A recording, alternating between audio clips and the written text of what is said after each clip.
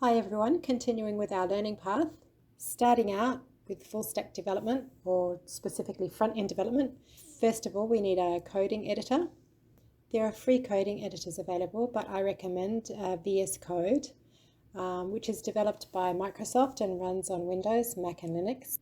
And I will be using this editor to show you how to get started. So you can see the link in the description to download the app. So follow the instructions to download and install it. Okay, so create a folder on your desktop or wherever you prefer. And for coding purposes, try to use Snakecase. Don't use spaces, use a dash in between the words. And then open VS Code. Then on the welcome screen, you'll see an icon to open a folder. So open your folder and then you'll receive a warning. Do you trust the authors? So yes, it's going to be you. And then if you like, you can take a tour.